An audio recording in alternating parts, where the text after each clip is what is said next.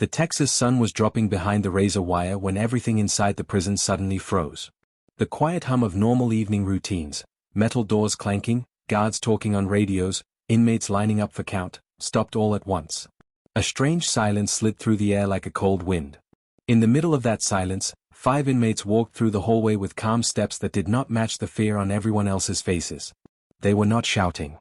They were not running. They looked like men who knew exactly what they were doing. Their eyes were steady, sharp, and focused on one place, the far end of the hallway, where a high-ranking inmate lived in a private cell reserved for protected custody. He was the target. Guards tried to move toward the hallway, but something had gone wrong. Every radio in that wing had gone silent. The buttons clicked, but nothing came out except a soft hiss. The cameras in the corner blinked twice and then shut off. It was as if someone had turned the whole wing into a shadow. The 5 men continued walking, passing through the dim red light of the emergency bulbs. Everyone in the hallway backed away.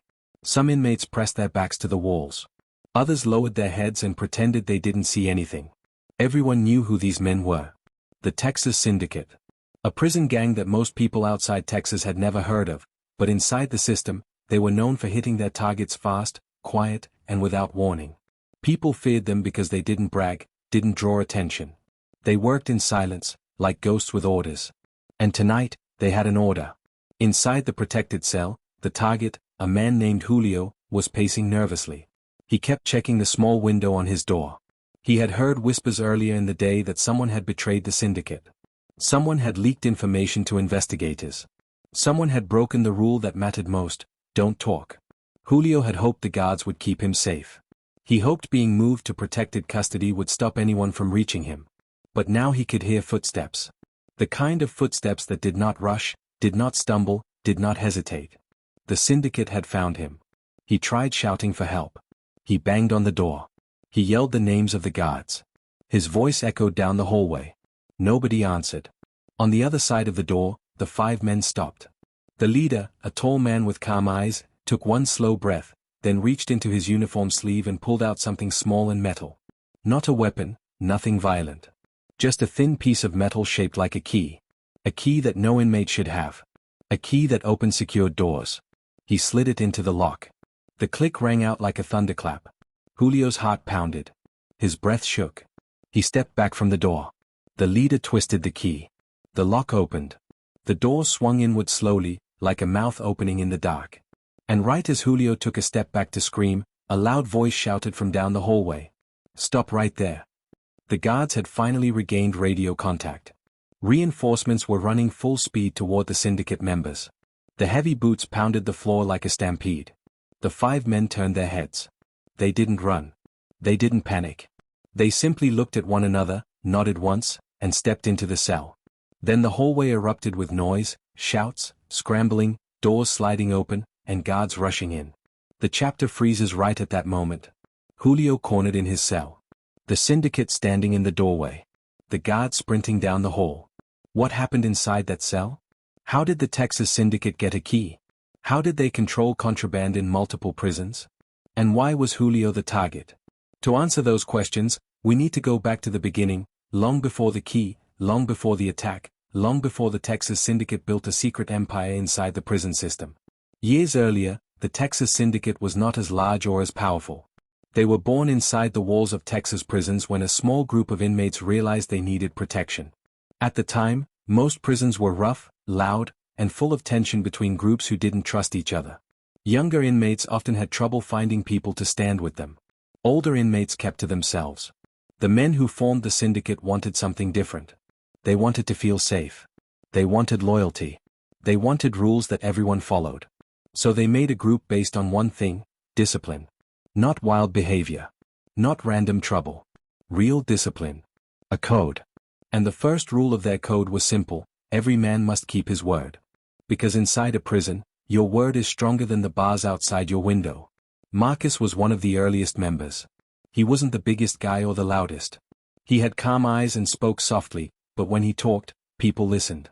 He understood how a place like prison worked. He saw that the guards watched the wrong things. They looked for shouting and fighting, but they didn't look for quiet deals or simple favors.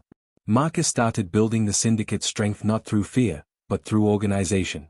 He made sure every new member knew the rules, Don't talk to authorities, don't act without orders, don't bring attention to the group. Respect the chain of command. At first, the syndicate only protected themselves. They stuck together in the yard. They shared food.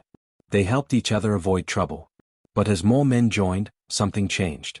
Other inmates began to notice how calm and orderly they were. How no one attacked them. How they moved like a team. Soon, people started asking them for help, small favors at first. A place to sit safely during lunch. A hand during a dispute. Someone to walk within the yard so they wouldn't be bothered. The syndicate didn't say yes to everything. But the favors they did agree to slowly gave them influence. That influence grew even more when they gained access to contraband. It started with small things. A pack of cigarettes. A snack. A magazine. But as the years passed, the syndicate learned the movements of trucks that delivered food and supplies. They noticed which guards never checked certain bags. They learned what times the kitchens were busiest and when the laundry room was empty. And one day, almost by accident, a small package arrived that had more than just food inside. It had a phone. A guard had been tricked into carrying it without knowing. He thought it was a normal lunch bag. But Marcus noticed the weight of it when it was placed on a shelf. He opened it that night. Inside was a simple phone, cheap, old, but still working. Someone on the outside had tried to send it to another inmate, but the delivery had been mixed up. Marcus stared at the phone for a long time. He knew instantly what it meant. With a phone, the syndicate could talk to the outside world. And with talking comes power. Marcus didn't give the phone to the man it was meant for. He kept it. He used it carefully, rarely. He hid it in a hole behind a metal vent. He only brought it out when the block was silent. The first call he made was short. "We need a way to move things," he whispered. Days later, a message came back through a coded letter hidden inside a library book. "We can supply. You distribute." That one deal changed everything. The syndicate began to move contraband quietly, secretly, and more efficiently than any group before them. They didn't brag. They didn't flash what they had. They just moved their products with steady discipline. And because they didn't act wild, the guards didn't see them as a big threat. But the other prison gangs noticed. Some tried to fight them. Some tried to steal from them. Some tried to block them from growing. Every time, the syndicate responded not with loud chaos, but with silent precision. They avoided fights unless absolutely necessary. They avoided attention. They won by moving smarter, not louder. Then one day, something happened that changed the entire direction of the group. A man named Diego switched prisons and joined their wing. Diego was older, serious, and carried a kind of weight in his voice that made people look twice. He knew the system even better than Marcus did. He had contacts in 3 different Texas prisons and 1 in California. When Diego talked about movement, how to move messages, move money, move supplies, people listened. The syndicate got stronger almost overnight. Now they weren't just controlling contraband flow in one prison, they were reaching into others. Their network spread across the state. But with growth came enemies. And with enemies came danger. Someone inside the syndicate broke the first rule: don't talk. Julio, the man in the protected cell, had leaked information to investigators. He wasn't trying to harm the syndicate, he was scared. He wanted a shorter sentence. He thought giving information would make his life easier. But inside the syndicate, breaking the rule meant one thing. Someone would be sent to confront him. The order was made months before the night of the attack. It traveled quietly through different prisons, carried in coded letters, whispered in kitchens, passed through laundry bags. It finally landed in the hands of the 5 men who walked toward his cell. Those 5 men trained for weeks. They watched guard routines. They learned the system. They studied the locks. When a guard misplaced a key for a moment, they replaced it with a perfect copy. Everything was planned. Everything was timed. Everything was calm. Until that night. The night they walked down the hallway like ghosts. The night they found Julio's door. The night the key clicked, and Julio's heart froze. The night guards finally got their radios back. The night the hallway exploded with movement. And the moment the guards shouted, "Stop right there," the leader of the syndicate turned his head, and smiled calmly, as if he knew something no one else did. Then he stepped fully into the cell. And the heavy door slammed shut behind him.